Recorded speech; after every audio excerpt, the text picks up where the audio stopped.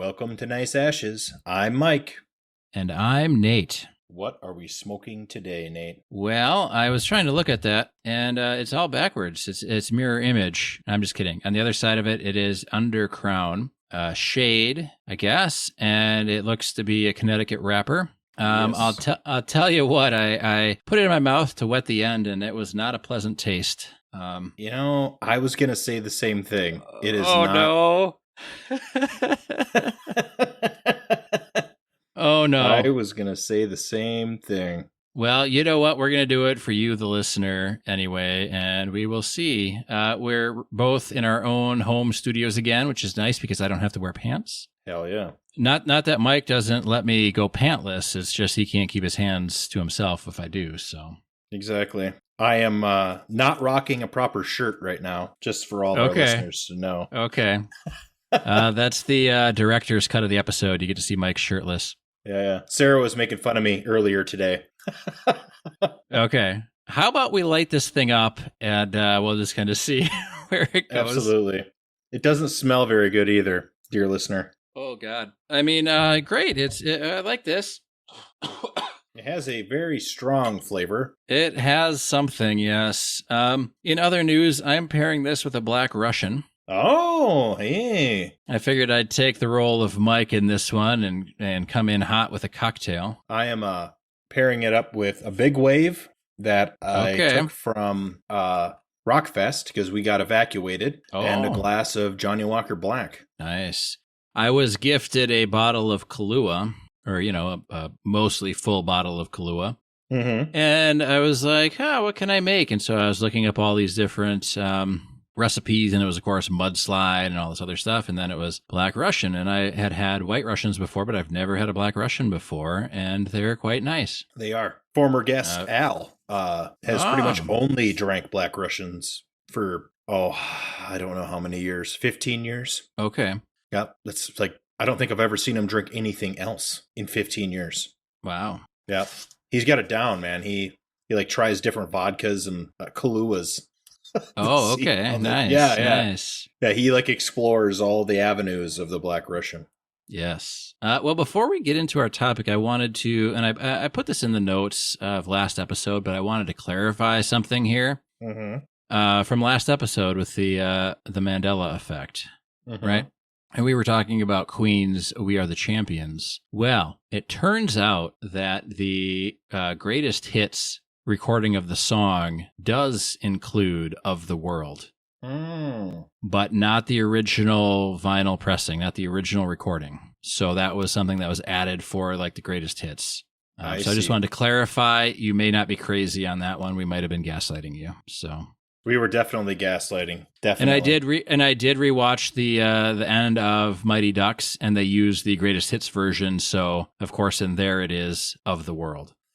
So, and you know what? The Mighty Ducks might have come out when the greatest hits came out of Queen. So they probably used the newer version. So all of us younger generation are probably more used to Of the World because that was what was popular at the time. And anyone older than us thinks that that's blasphemous. So.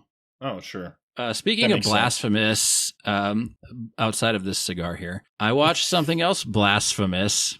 You already know what it is because we talked about it. We do plan every once in a while, but I watched the 1984 version of of Dune, and that was a little joke, right? Sting was huge in the 80s, I guess, but Patrick Stewart was also in it, and so I don't know why it's not called Patrick Stewart's Dune, except he was in like 2 scenes and spoke half a sentence. Right. But I watched the whole thing all the way through, so that's what we're going to kind of work our way through this episode, right, Mike, is the 1984 Dune. Yes. So we do occasionally communicate, and I rewatched it today before the show. Oh, while I was doing my notes for my version of the show, I was watching Dune 1984. Again, I've seen it now twice. So yeah. So let's just, to clarify, like Mike's seen it fully twice. I've seen it fully once. I've tried to watch it 3 or 4 other times, but I've had to shut it off because it's not good. I watched the whole thing. There are things that I certainly enjoy, And we'll kind of go through some of this stuff. There are a lot of things that I don't enjoy. Do you want me to tell you my biggest problem with the whole thing just right up front, or do you want to kind of go through it first, or how do you want to dissect this film? You know what? Why don't you can tell me the worst thing about Dune, in your opinion, and then we can go through it, of course. Because my notes are in order, but my big issue came almost immediately. Yeah. So, of course, like there's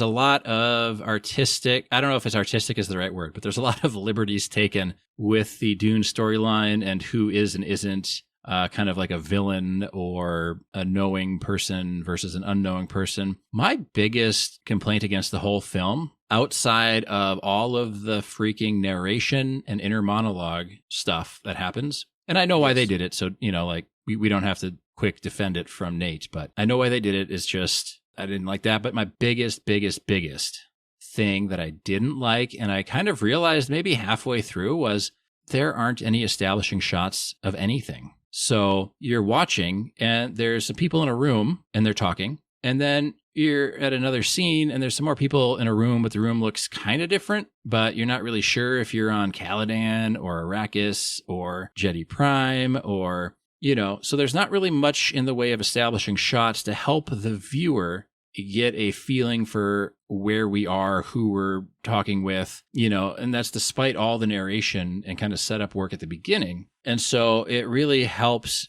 Like, I wouldn't show this movie to somebody who's casually interested in Dune. I would say, look, if you want to watch the 1984 version of Dune, like, read the book so you know what's going on, and then you can watch the movie to see some like 80s hokiness.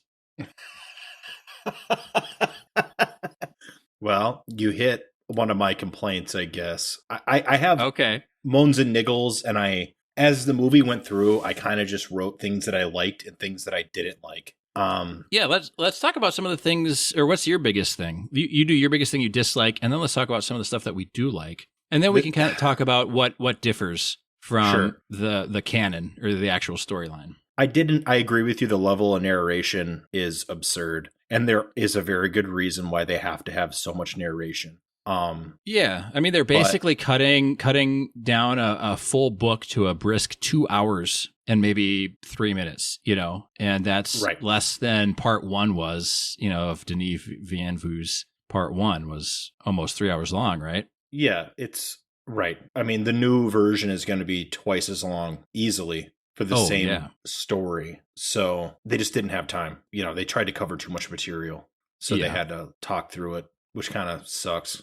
But as petty as it is, my biggest issue was the shields, the body shields. Dude, those were square so bad. Body shields. I couldn't. They were even so for 1984, bad. Man. It was wretched. They could have done something better than that. I mean, they could have had them wear mosquito netting or something. Easily. There could have been something. It was very, very bad. For as good as the Guild Navigators were, they could have done something. Yeah. Because the Guild Navigators were money. I really liked their portrayal of the Navigators for sure. Yeah, they were good. The worms were good. Yep. The worms are good. In a 1980s kind of way. Right. Well, it's very 1980s. Like, yeah. When Sarah and I watched it for the first time, she mentioned, like, holy shit, this is like totally 80s-tastic, like UPN 9, 1994 at night TV type stuff. You know what I mean? Like, this comes right on before Purple Rain. Yep, for sure. So yeah, and I really enjoy 80s movies in general. I thought the score by Toto at the end there, I mean, because I didn't feel they used any Toto tracks until the very end.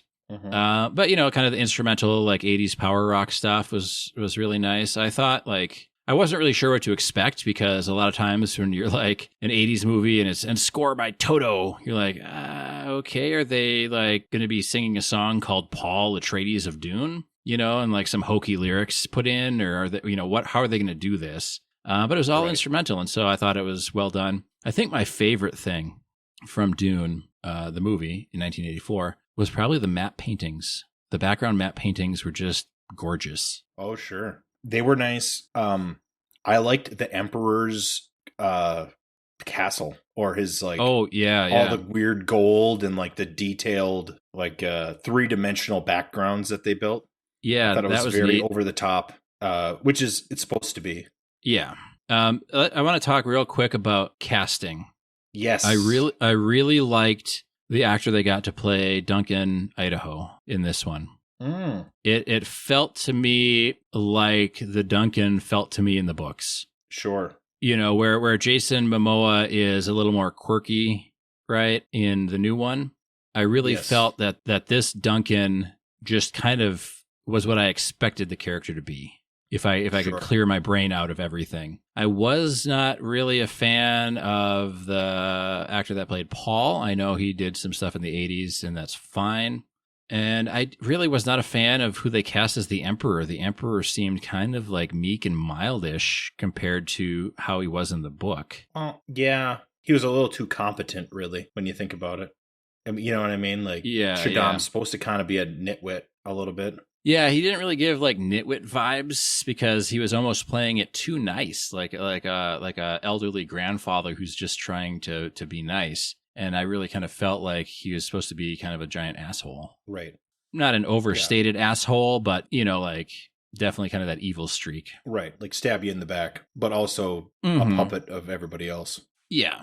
The Bene Gesserit haircut threw me off, for sure. Yeah, so all the Bene Gesserit are bald. The other thing that I didn't like happened almost immediately where the navigators come in and they say, well, not the navigators, the navigator comes in and is like, we want Paul Atreides dead. He's going to screw up the whack of the universe or some shit. And the Bene Gesserit are like, the Emperor's like, okay, Bene Gesserit, you got to go. And I want full telepathy here in this. And I'm like, okay, so one, Bene Gesserit don't have telepathy at all. They can read, people, and they have truth sayers and stuff, but like calling it telepathy is kind of a mockery of the entire Bene Gesserit order.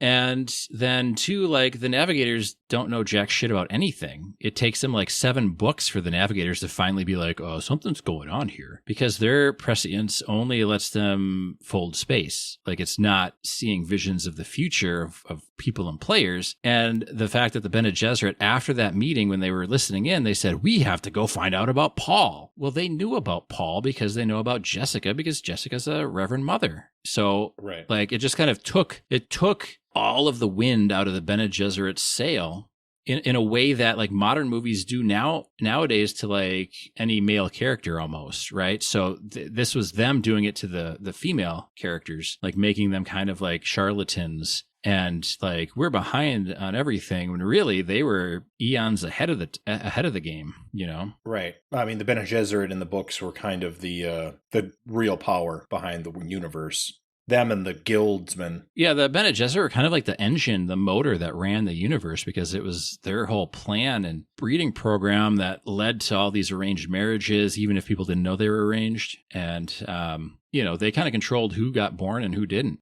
because they got so mad at Jessica for carrying a male full term, because the Bene Gesserit have such control over the bodies that they know the gender of the child without having any kind of like blood tests or ultrasounds or anything like that, so Jessica would have known right away, and then the other Reverend Mothers would have known right away too, because you can't really hide stuff from the Bene Gesserit. No, they see everything through their network of spies. Yeah, and you can later on, in the series, and we talked about that. But at this early in the storyline, the Bene Gesserit are fully kind of in control, and you're supposed to hate them in the first couple books. Oh, for sure. So they're not necessarily the heroes, but they're not necessarily the villains. Everybody, you kind of think they are in the first part of the book. But they're certainly not mindless charlatans, trying to sell snake oil and telepathy down at the carnival.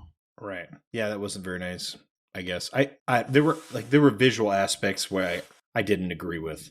Yeah. I understood a lot of the story shorthand they did because they were trying to put so much into it that they had to make shortcuts. Yeah. But the visuals some of it really threw me off. Like some of the stuff was spot on and some of the stuff was like way out in left field.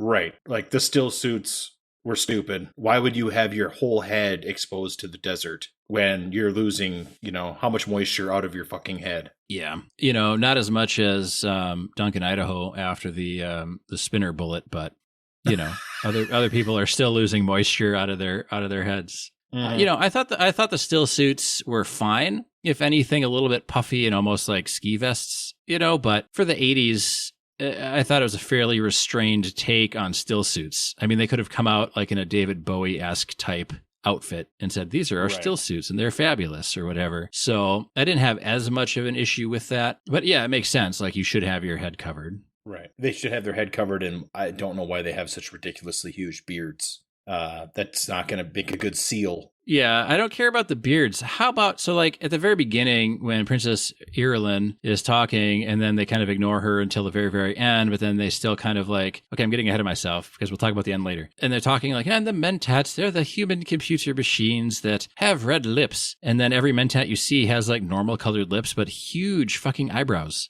Like ginormous eyebrows. And I'm like, why not? You know, like I understand the book says they have red lips, but if you're going to give them giant eyebrows, don't tell us they have red lips. Say, you could tell them by their ginormous freaking eyebrows. Sarah was thrown off by that. I mean, honestly, at that point, you don't need to mince words. If you're changing it, just own up to it. Yeah, we know the book says red lips, but fuck you, we want these giant eyebrows. The eyebrow guy said there's a 2-for-1 sale, so everybody's getting big eyebrows. Yeah, the raccoon that they that they glued onto Brad Dourif's forehead will let you know that he is in fact Piter de Vries. Yes. I actually wrote down some of the casting that I really liked because I liked Brad Dourif as Piter de Vries. Yep.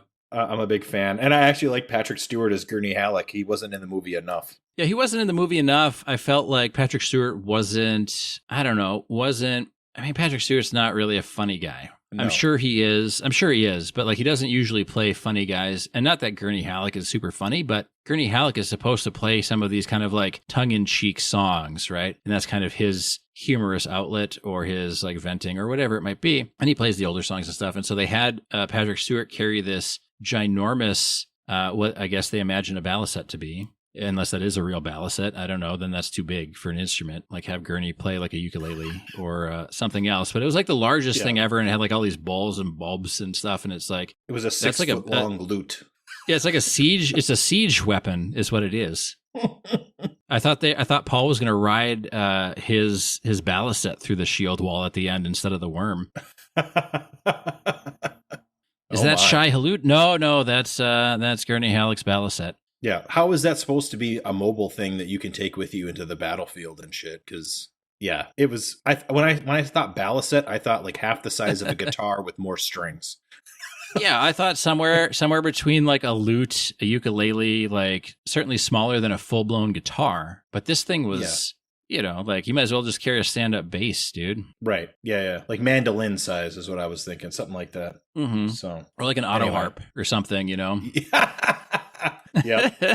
A keytar. Like why didn't they do a keytar? It was the 80s. That would have been sweet. By the way, I'm about an inch in, maybe a little longer, and it has mellowed out. I'm not saying that it's great, but yeah, it's not as bad as it initially was. The first quarter inch was vile. It was terrible. And like the flavor on the cap when I wet it was worse than the sourness from some of those Gurkhas we smoked. Like it was I was like, did they like dip this in like their nutsack sweat before they wrapped it up and sent it out? Or dude, not that I know what nutsack sweat tastes like, but if I had to imagine era like horrid vibes off of it, I'm like, oh Jesus, this is why they drink whiskey with cigars. Yeah, this is the cigar that somebody put in their wool vest pocket before walking across the United States of America to get to the West Coast. Something like that. Yeah. I don't know if this is the worst one we've ever smoked on the show, but it's in the running, I tell you. Oh, it's worst 5. It's not as bad as the Blood Red Moon for sure. Nothing's that bad, but no. This is just the initial shock of this one was enough for me to be kind of like, well, this might be a 10-minute episode. I don't know. We'll see. I thought so, All right, too. Let's go through some more of your notes, and then we'll just keep smoking. And I guess when we're done talking about Dune, we can be done with the cigar maybe, unless there's like a mid-stick flavor change. But there might be. It would have to be something quite phenomenal. It's not that bad right now. It's fine. It's not the best. But it's agree to disagree, I guess. But so casting, I did make note of some casting. I liked Sting. I thought he was great. I had no problem with Sting whatsoever. Yeah, I thought he was great. I thought that Linda Hunt was good. Yeah, as the Shadow Mapes. I liked. Yeah. I don't know what actor played Baron Harkonnen, but I thought that his makeup was great. Yeah, I didn't like the doctor. Like, oh, you're so beautiful. Like as he's popping like these giant cysts. But I'm not into the like Dr. Pimple Popper thing either. So Right. Kinda He's like supposed to be gross. You know, they can't have him and it's working. Be really gross. Yeah, they can't have him be the fat pedophile from the book. Right. Right. So I kind of get it. Like Mapes was fine. I wish they just kind of would have cut her out of the whole thing because like they never mentioned Chris Knifes at all. And then she was like there, and then the giant floating dildo came in, and Paul was like, holy shit, that's a giant floating dildo. And then he saved Mapes from being penetrated by the giant floating dildo, aka the Hunter Seeker. Yep. And for a minute, I thought, and we were watching it on Amazon, I think. And for a minute, I thought, are they putting porn on Amazon now? Like, what's this dildo doing floating through the air? Like, is this the wrong 1984 Dune? Am I watching Dune it instead of Dune? But no, it was Dune. But counterpoint to the giant floating dildo, I did like how they did the Gom Jabor in this one. Oh, sure. As the little finger cap with the needle instead of the full like pin thing or whatever. Sure. Yeah, it was nice. At times, it was really accurate to the book. It was like for somebody who hasn't read it, it probably isn't the best story because they're so accurate to the book, and that's only because they skip all the build up to that point. You know, they're really choppy with their information. So, well, and that's kind of the thing is like they're accurate in certain scenes, and then the scenes that they change to cut stuff for time doesn't really make sense as to why they cut the scenes or the plot points that they did when it's like, then there, what was that? Was it Paul's spice induced dream sequence or something? Like they really didn't put much emphasis on the spice either in this one. It felt really like it was like secondary or tertiary to the kind of the plot of the Emperor and the Harkonnens trying to fuck over the Atreides. And then the spice just kind of happened to be there. You know? Yeah, and the spice is kind of the whole point. Yeah, the spice is the whole point. Yeah, it's integral to the story.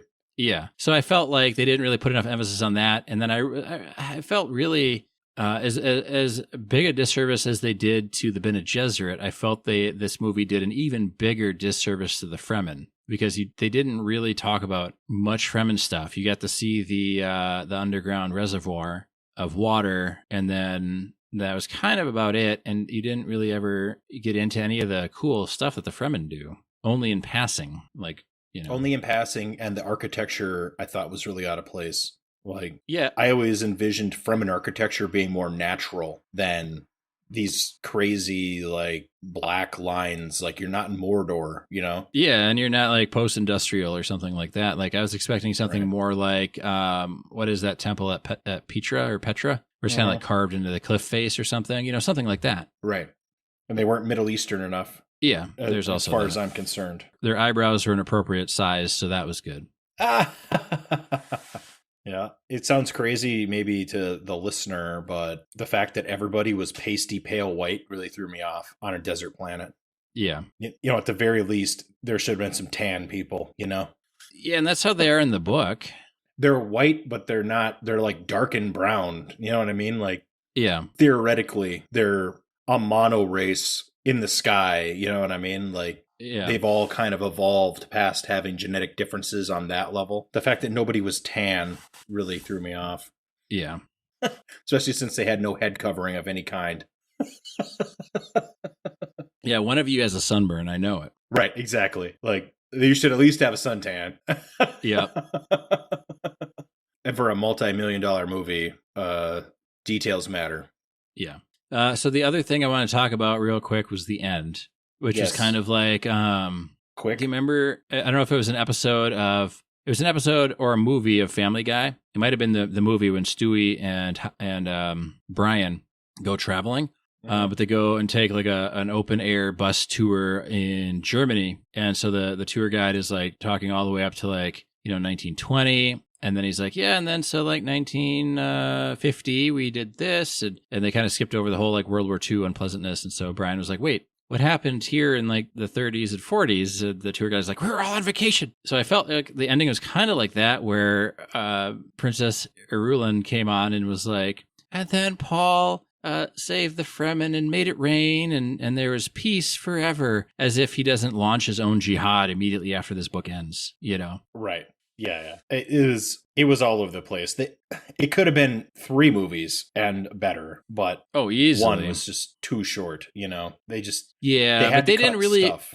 in the 80s they didn't really do part 1, part 2s. You know what I mean? No, they didn't. They would do sequels for sure, but they would be based on a different book. Or actually, NeverEnding Story from the 80s. The first one is based on the first half of the book, and then NeverEnding Story 2 is based on the second half of the book. So they kind of did that, but they didn't really call it part 1, part 2. And, there's different actors and stuff in the second one. But, so it wasn't unheard of to do kind of like a part 1, part 2. But I think all the good Dune titles were taken, so they'd have to do what Denis Villeneuve is doing right now with Dune Part 1, Dune Part 2, because you've already got Dune, Children of Dune, Dune Messiah, Chapter House Dune. Like you've got all these names out there already, so you can't just be like Sandworm crashing through shield wall on Dune. That's the name of your movie. That's the name of my movie. Yep. That's what you would call like a impressionist painting of Dune. You would call it Sandworm crashing through shield wall. Oh my. And if you stood far enough away, it'd look like a giant dookie. Did you notice the ornithopters? Yeah. They were not very impressive. No, they were kind of... Oh, and here's the other thing about the ornithopters. So when they go and... oh man, this is... Okay, so I laughed so hard at this. So you've got Duke Leto Atreides, and Paul, and some other fucking... You've got, I think, Liet Kynes in the Thopter. This is like the first time they go out, and they see the Spice Harvester and the Carryall and all that stuff. And they're flying out, and like this giant fucking lightning bolt comes and like blasts this sandworm, and then Duke Leto Atreides goes, "Worm sign," and then the fucking Fremen dude is like, "You've got good eyes, my lord," or something. It's like, yeah, a giant fucking lightning bolt came out of the sky and pointed to the fucking worm. Like, of course he's got good eyes for that. It was a giant lightning bolt. So I thought that was hilarious, because like up to that point it was fairly like serious and not super hokey like 80s movies can tend to be. And then it was like, hey, here's a giant lightning bolt. Oh, that's how you know where the worms are. I suppose it's easier to do that than make sand vibrate, I guess, but whatever. Oh, yeah. And then the second thing of that scene, it's the same scene, right? Then they get to the spice harvester, and they're like, oh, they do this weird like radio, like some kind of weird like playing The Stranger or like The Circle Jerk or whatever it is. And they're like, "We have worm sign coming your way." And they're like, "Who is it?" And then like Duke Leto is like, "Don't tell them who it is." And they're like, "Oh, just a concerned party," or something, right? And it's like super like awkward and weird. And then they're like, "Well, we don't believe you." And then he's like, "This is Duke Leto Atreides." And it's like, why even bother with the subterfuge? Like, just tell him who it is. Like, who gives a fuck? And then they're like, "You're not going to have time to evacuate. How many people are on there?" And the guy's like, "Oh, we got like 28 people on board." And they take this ornithopter that's the size of my Honda Civic down to the planet's surface, and they're like, "Everybody get on board." Well, you've already got 6 people in that thing. How are you going to fit 28 more? And then like 2 dudes hop on board and they take off like they saved everybody. Mm-hmm. And I was like, that's not... How does that work? They made weird shortcuts. That there's supposed to be several ornithopters there. You know what I mean? Like, obviously you remember for those who don't remember, there's like not a armada, but there's several ornithopters going together to protect the Duke in case there's trouble as they take over this planet from their enemies, and they have to empty all their shit out, to save these people. Yep. So they actively have to abandon parts of the planes to get them, or ornithopters. Yeah, yep. It kind of diminishes the goodness of the good Duke, or whatever. Goodness of the Red Duke. Yeah, it diminishes that, and then it kind of diminishes, like, it really kind of makes the Atreides as like I don't know if this is the right way to phrase it, but kind of like, like the Trailer Park Duke or something, right? Like, they're like, the Emperor's like, "Hey, my man Leto Atreides, why don't you go take over all of spice production?" "Okay. You're bringing everybody, right?" And Duke Leto's like, "I'm bringing everyone." And Emperor's like, "Okay, so you got what, like 60,000 people or something?" And Duke Leto in this movie is like, "I got 8 people." And, and then it's like, "Okay, you're going out into the desert in a hostile planet. How many ornithopters are you going to bring?" 1. 100? Excellent, Duke. Excellent. No, I didn't say 100. I said 1. So, it's kind of like, like this guy's a duke of a major family. Like, he's the head of a major family. He's got his own signet ring. He's a member of everything. Like he's not just some dude, pretending to be a duke. Right. He's a member of the royal family. Yeah, he's got all the resources all the other people do. He might not be as rich as the Harkonnens, having run the spice production for the past however many, years or decades, but he's not a chump. He's able to host lavish dinner parties on Caladan. He's able to uproot his entire estate and people and bring them to Arrakis. So, the movie really kind of made them we're just kind of here hoping we get our shot at, being something. But they were already something, they should have just shown them as a class act, which is what they were. Right. Yeah. He's supposed to be the Red Duke because he's apparently very proficient at battles. And that is why they had to plan so carefully to fight against him, because he is well known for being proficient at killing people. Yes. So yeah, they definitely made some odd choices. Like I said, and like you said, some of the casting was great, but I feel like they really kind of hamstrung the Atreides, the Fremen, and the Bene Gesserit. Yeah. By cutting out things, for time. And I understand you're making a 2-hour movie out of a book that, should be 6 hours minimum. Easily. And it's not broken up like Lord of the Rings is, where you can just cut out a massive part of the story that takes up a huge part of the book, but it's not important to the overall, storyline. Yeah, and Lord of the Rings is the right way to do that, because they're still long movies, right? And the director's cuts are even longer, or the extended editions is what they call them. But you still lose stuff from the book, of course, but you get the overall, and this is maybe the most important thing, you get the overall feel of the book, right? The book is an epic, the trilogy, is an epic thing, is an epic adventure journey, and that's what you get in the movies, even if you cut out Tom Bombadil and some other stuff. And the Return to the Shire. Yeah, and you cut all this stuff out, and it's okay because it's a long-ass movie as it is, and you want to keep the spirit or the intent of it there. And with this one, it kind of felt like they took all the parts out that kind of give it life and make it different than other kind of schlocky 80s sci-fi films. Right. Yeah, it's fine for an 80s shit movie, but it's not exactly great. I wouldn't call it a masterpiece. No, there's good parts. There's things to enjoy, especially if you like Dune.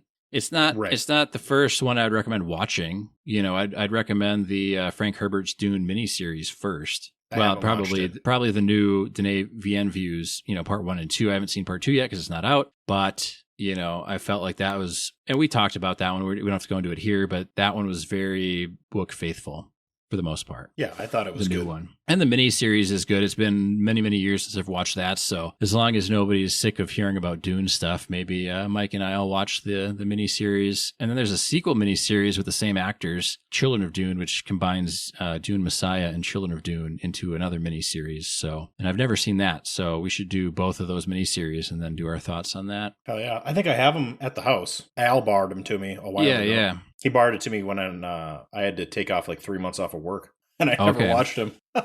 Yeah. So I feel like I don't know. Let me compare to this other one here. I'm a little less than halfway through this stick. I guess acrid is kind of how I would kind of describe the taste, the flavor. So I have to be 100% honest with you. Okay. I don't know exactly what it tastes like, because every time I start to taste the badness, I just take a little sip of Johnny Walker Black, and then all I can taste is Johnny Walker Black while I smoke it. Okay. And so I was doing that, but I only had the one Black Russian out here, so I'm out because that's all I brought out, and I'm not really. Well, it's not like an overpowering taste that lingers like whiskey is, Yeah, but yeah, this doesn't taste great at all. And do you know anything about this? I've never heard of this brand, Undercrown. What I know is that it was in the right price frame. Okay. That is it. I've never heard of it either. It was in the $5 online range, which is why I got it. And that is it. There we go. So it's called a premium handmade cigar by, oh no, wait, dude, hold on. Let's see if this is the same one. I want a picture. Oh, okay. Okay. Oh my God. I just found out something that will shake you to the core. Oh, no. This Undercrown Shade is made by Drew Estate. Really? Really. Shame on them. This is, and they've got, okay, so they've got actually decent ratings on this jrcigars.com, it looks like. So I don't know. It's not good, though. I would not call this good. This is what this one says. So this is the Drew Estate Undercrown Maduro, which we have. This is the next one we'll do, but it says a high-end cigar for the working man. Ah, okay. And so this one, the Drew Estate Undercrown, it says it received a well-deserved 91 rating. The Maduro? But the Maduro. So I don't know about this other one, but this other one is... The Shade Grown Connecticut is not what... It's absolute hogwash is what it is. I made it over halfway. I can recommend you 100 cigars better than this for the everyday working man. If it's not as good as a mummy dick, it's not worth smoking, I guess. Like mummy dicks or cheroos. Yeah. Yeah. Yeah, and I really enjoy the cheroos, but I also I'd rather have a Nub Connecticut, right? Like you want something in a similar price range by a similar cigar company of esteem or whatever, prestige. I just get a Nub Connecticut or something. Like there's no reason to get this. Bushel packs are cheap. Yeah. They're so cheap. You can get, what the hell is it, like 25 cigars for $130 when they go on sale. Yeah. And they're good. Well, and the same with the La Gloria Cubanos, you know, like any one of those on sale in a pack. Smoke that before even thinking about looking at this one. I don't think it's as bad as Nate says it is. It's just not good. That's my opinion. Man, I don't think it's that's the Johnny Walker talking. Yeah. I mean, I haven't had that much Johnny Walker, but I'm definitely letting it sit in my tongue. You're using it. Yeah, you're using it to get through the cigar. So let's just call it for what it is. Just like we said earlier, if you're going to make the Mentats not have red lips and give them giant freaking eyebrows, don't tell us at the beginning that Mentats have red lips. Right. We can just say they have giant eyebrows. Yeah. Brad Dourif has a squirrel glued to his forehead. Those were 2 squirrel tails glued to his forehead. Yes. And Thufir had 2 skunk tails. Oh, yeah. Glued to his. Those were massively bushy. And at first I was like, because I watched it with Luke, right? So I was like, Luke, are those this guy's like honest to goodness real life eyebrows? And Luke's like, I don't think so. But then I saw Peter DeVries and I was like, oh, okay, that's how they're designating Mentats in this movie. But at first I was like, there's no reason to give him that big of eyebrows if they're not his like true eyebrows. But then later it was revealed that was their stylistic choice. It's bizarre. It's 80s, very 80s. It's and not in a good way. Why were the Bene Gesserit bald? They're supposed to be hot ladies. Yeah. I guess maybe in 21, whatever the fuck, bald ladies are the hottest thing ever. But they've never in the books they were never described as being bald. No. They're like extremely attractive physical weapons. You know. Yeah. It's bizarre. Very funny. Strange. Very strange. Well, and it's even weirder because they made all the Bene Gesserit bald except for Jessica, right? Jessica wasn't bald. And Princess Irulan, she wasn't. Yeah, bald Princess either. Irulan wasn't bald, but Princess Irulan never went through the spice agony, so she's not a full Reverend Mother. Jessica didn't go through the spice agony at the start of the book. She went through. Oh, very true. Very true. Yeah. So, but she was still not bald at the end, I think. Mm-hmm. Of the movie, anyway. You know what I mean? Like they didn't kind of like make her bald then at the end. But the point is that not only is it weird that they made them bald, which is one thing. It's one choice, and that's fine. But then they gave them these really like ornate headdress things that kind of hid the baldness. So if you're giving them these giant ornate headdresses, why make them bald? Just like if you're going to give the Mentats giant bushy eyebrows, why would you mention that their lips are red? And not have like a huge stain on their face. Like, yeah, they should have stained lips, maybe. Yep. And potentially teeth. Definitely some interesting stylistic choices, but not as bad as I was initially thinking, but it still only got a 5 out of 10 on IMDb from me. All right. Did an Alien come out in like 1980? The original Alien? I mean, like by comparison to Alien, or this movie 83 sucks. Or something. Yeah, this movie is. And you would think because up until like there was no Alien IP before Alien came out. Right. Right. Like there's a whole unique thing that came out. Well, Dune was already an established book and best-selling book at that when this movie came out. And so it's like you've got Alien and then Aliens shortly thereafter. And you've got this like phenomenal, like brand new IP that they're creating. And then you take something that's an established IP, or at least at the height of its popularity, right after the books came out, and kind of do what they did with it, which is didn't really do it a whole lot of justice. I mean, there are certainly good things about the movie. Like we said, but in comparison, this would be like, oh, I don't know, maybe a major studio remaking one of their animated classics and just completely flubbing it and losing tons of money at the box office. But I don't know who that would be. I have no idea. It would be akin to a story that has a character whose physical characteristics are the name of the story, and then changing the physical characteristics of that character and the sidekicks as well. Yes. The title of the story is what these individuals look like physically. And then you change what they look like physically. When it was funny that Peter Dinklage came out against them being dwarves when he made a crap ton of money playing a legitimate dwarf in Game of Thrones. Well, it's humorous that it's humorous that he took offense at it. And then it's even more humorous that people took him seriously. Because the dwarves are like magical dwarves that mine for gold in the delving deep. They're not like people. They're not human beings. Yes. They're people, but they're not human beings. They're mythical creatures. Well, yeah. And it's the same as like giants, right? So like Jack and the Beanstalk, he goes up the Beanstalk, it's a giant up there. Well, what? Now the giants are taking offense to there being a mystical being that's 17 feet tall or something? Right. Like there's nobody that's 17 feet tall.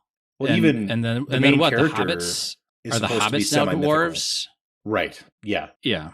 You know, so it's like where does it end? I guess, but yeah, it's a story about semi-mythical creatures, all of whom are semi-mythical. Even the people. Oh well, let's call it what it is. They're fictional stories about fictional beings in fictional lands doing fictional things, and you know, it's like I really don't care if the Little Mermaid is black, white, whatever, because it's a fictional person. You know, it's a fictional thing. Mermaids I don't have exist. A moral issue with it or anything. You know, Ariel is white in the animated one and black in the live action, and that's fine. You know, Snow White being Hispanic or whatever is a little different because she's called Snow White for a reason. Yeah, like her physical characteristics in the fairy are tale. Yeah. Skin white as snow. In the fairy tale. Hair black as cold. Red lips red as a rose, right? Like this is a semi-mythical characteristic. Yeah. Like people don't typically look like that. It doesn't make it right to have that person be white all the time, because you can, I mean, like look at Santa Claus, right? Santa Claus has always been whatever color the people in the population have been, right? Oh, so sure. Look at Jesus. In America, in America, Santa Claus is predominantly white. But if you go into Mexico, they're not putting out statues of a Caucasian Santa Claus. And there's other, like in the Krampus and like all these other iterations of this character. So that's not to say that you have to have Snow White be white. I don't know how we got here from Dune. Well, I mean, the Middle Eastern thing or the spice. I actually have more of a problem with the Snow White thing because the name of the story is Snow White and the Seven Dwarves. It's supposed to be the Snow White mythical being and the Seven Dwarves mythical beings. Like that's the story. Yeah. You know what I mean? Like it's in the name. It's not the Santa Claus is Santa Claus as long as he's, you know, Santa Clausing wearing it up, the red it doesn't suit. Really matter. Yeah, it's more about the red suit and delivering toys. And maybe it's even less about the suit and just more about the toys, you know, and doing it all in one night. But basically. Yeah. Yeah. I mean, that's like what Santa Claus looks like is kind of irrelevant to an extent. It's not like his descriptor is his name. True. Right. Yeah. Little Mermaid. If Little Mermaid wasn't a mermaid, then there'd be a problem. Yeah. Right. If Little Mermaid was like a fucking unicorn, then it wouldn't be the Little Mermaid anymore, would it? No. It would not. I suppose they can't call it the Ugly Duckling anymore either, huh? It's got to be the I don't know, something else. Like Ugly Duckling has kind of like a bad connotation, I guess, right? But then that's the point of the story. But that's the point of the story, is you're not supposed to judge people based on their looks. Right. And it's a geese or a goose or a swan or something like that. It's a swan that falls in, a baby swan that falls in with the ducklings. Right. And it looks way different, so they're making fun of him, but then he turns into this beautiful swan, or he or she, whatever. I'm sure the gender of birds doesn't really matter. Yeah, I don't even know. It's not important. No, it's it's a kid's story. It's a kid's story. So right. Yeah. I don't know. That's like having a Daffy Duck story and then having Bugs Bunny as the main character. Right. Yeah, which happens quite frequently because Bugs is the star of anything he's ever in. So right. That's also true. That's also true. Yep. Do you want to keep on keeping on with this stick, or? Well, I already know that you don't want to keep on keeping on. Whatever gave you that idea? I'm trying to be open and receptive to new thoughts and perspectives in my life. I have about 2.5 inches left, maybe 3. Holy shit! Maybe 3 inches left, and it is sour for sure. I just hit the halfway point, and I don't think I'm going to do it. Yeah, it's sour. It's not. It's almost giving me a headache. It's a thing you shouldn't put in your mouth. So, yeah, the inside of the band says Drew Estates right on it. Oh, okay. Yeah. I took the band off, and God, that's disappointing.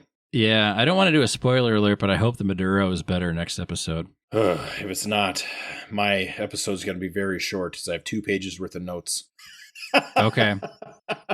Well, there's plenty of stuff to talk about. I just I can't with this Undercrown Shade, Connecticut. Yeah, if it was good, we'd do a little bit of vamping, but this is and there's more Dune stuff we could talk about. But like the cigar is bad, and the Dune movie was bad, so I don't really, I just have a bad feeling.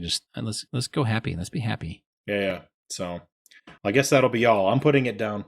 Yeah, we're going to put this thing out of its misery and out of our lives for forever. If anyone offers you an Undercrown Shade, Connecticut, tell them no, and then cease to be friends with them. Maybe if you put tequila on it, but other than that, yeah. We should try this as a tequila cigar because we did the Bin Maduro, and we've done some not on the show, but it would be very interesting to do one, and I don't want to do the what is it? The Blood Red Moon cigar, because I don't think a flavor, it might be an interesting scientific experiment, but we should do a tequila cigar on a cigar that we both dislike.